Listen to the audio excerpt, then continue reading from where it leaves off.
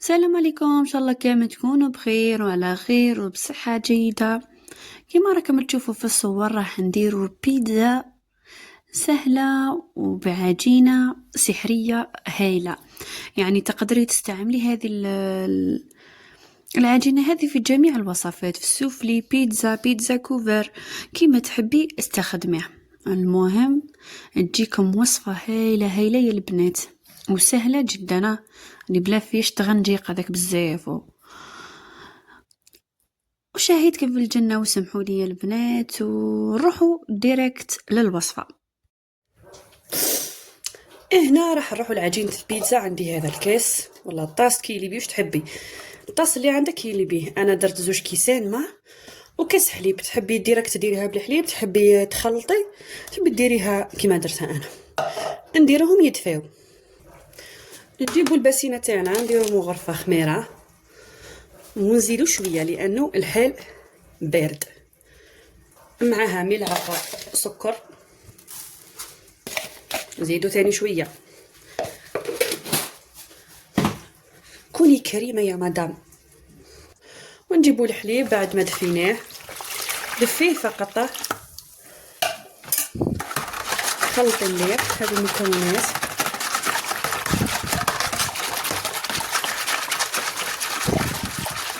نتوما كون راكم تشوفوا في الفار يبان لكم حامي بزاف، بس هذا عادي فقط.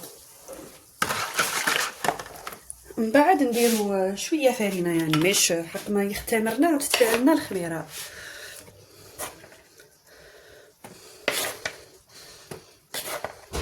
هكذا فقط.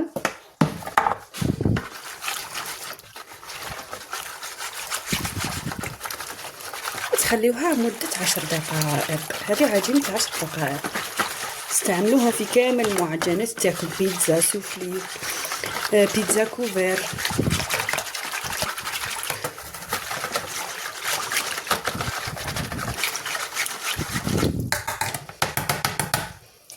نغطيوها ونخليوها مدة 10 دقائق، من بعد نرجعوا لها. بعد ما كملنا 10 دقائق نجيو لهنا نديرو تقريبا ملعقه ملح. المغرفه صغيره وما تبان لكم بعد كبيره.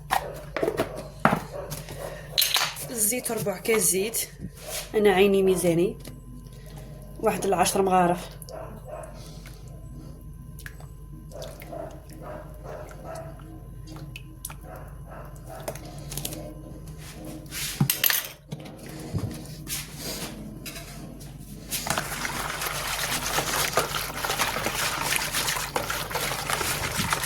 خلطوا مليح ونبداو نضيفوا بالفرينه بالتدريج حتى نجمعوا العجينه تاعنا.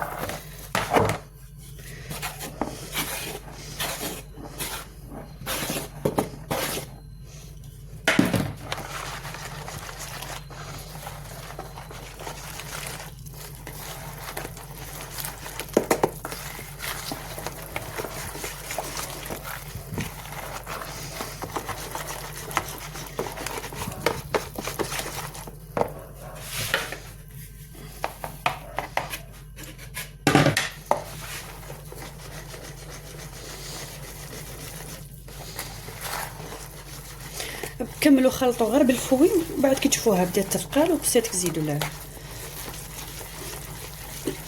ولي خدموا بيديكم.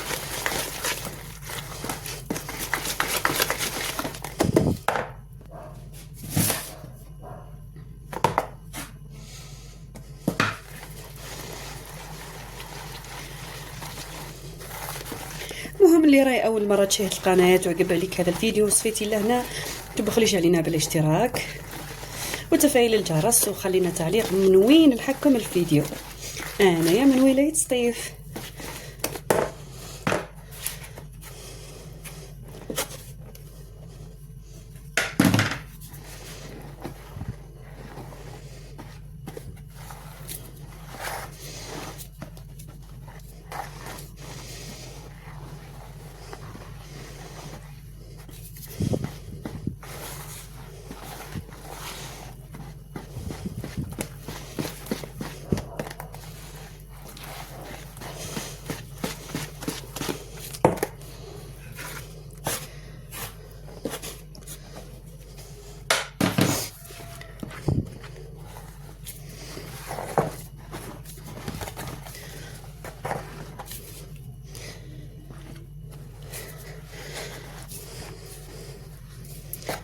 دوك انا بديت تثقل لي، رايح نكمل بيديا.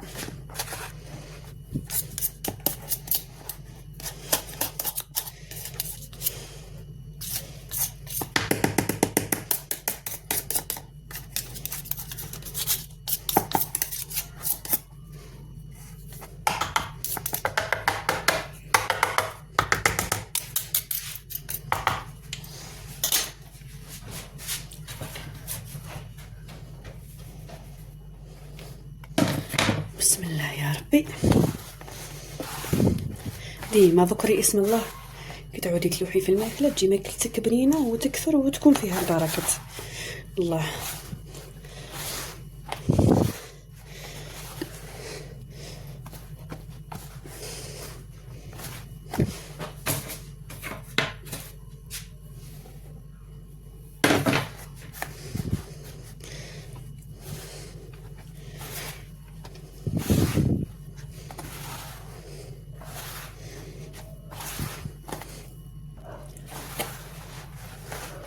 انا نوع الفرينه اللي استخدمتها سيم، شرينا ديريكت 5 كيلو.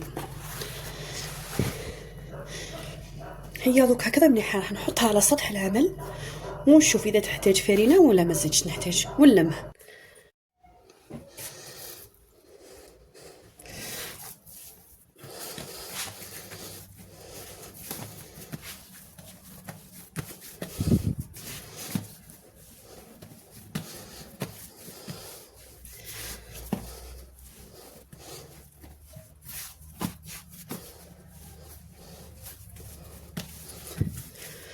داخل الفرينه فيها مليح.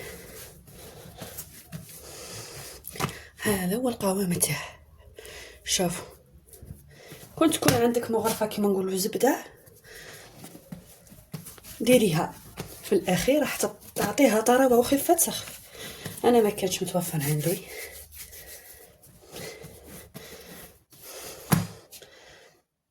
كل ما تحسيها راهي شويه تلصقي تزيدي بصح ما تخليهاش انتي بس. وكان انا هنا خلاص حبست.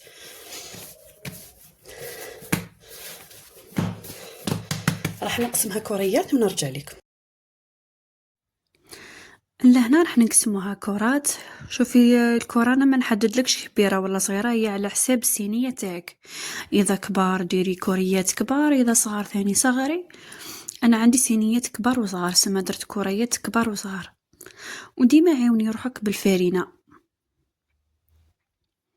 شوفي العجينه ما تيبسيهاش، راه باه تجيك العجين باه تجيك البيتزا مليحه. على بالك تيبسيها تجيك يابسه. عاوني برك روحك بالفارينه باه تقدري تخدمي هكا.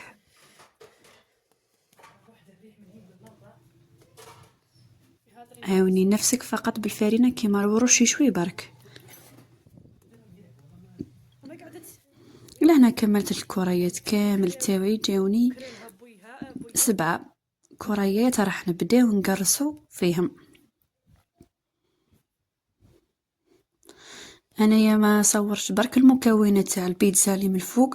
واش درت يعني صوص طوماط هاني كنت ديجا حطيتها في القناه، ودرت فرماج رابي، فرماج نابولي، ودرت الطو. هذا مكان في الاخير درت لها من الفوق المايونيز. حاجات يعني بسيطه جدا، تكلفوش نفسكم وتجيكم هايله هايله. راكم تشوفوا ذوك البامبولات اللي فيها.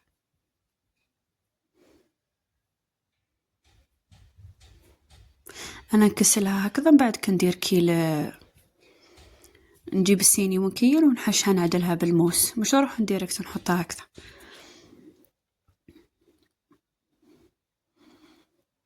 شوفوا لهنا اني قصيتها بالموس وعدلتها ونثقبها بالفرشيطه بما تديرليش البنابل، وندهنها بصوص طوماط كيما قلت لكم، وديروا لها الزيتون والتزيين كيما تحبوا. الاختيارات ليكم. عندي هنا فرماج رابي ودرت لها هنا فيها الطو تاع الطماطم وخلاص. هذه هي بعد ما درت لها راح نلوحها طيب وتشوفوا لازم كلش تاكل منه. هي وشاهيتكم في الجنة يا البنات. سمحولي وما تنساوش فقط الاشتراك في القناة وتفعيل الجرس. هذه اللي هنا كي طابت عندي لهنا مايونيز درتو في كيس بلاستيكي، ثقبتو ثقبه رقيقه ودرت لها هذا التزيين. كاين اللي يديروا لها البيضه مغلي. التزيين انت حره فيه، وثاني واش ديري فيه كيما تحبي.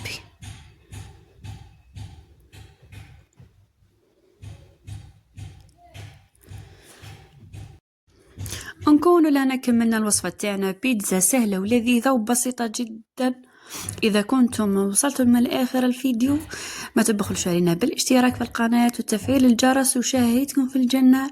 والسلام عليكم ورحمه الله وبركاته.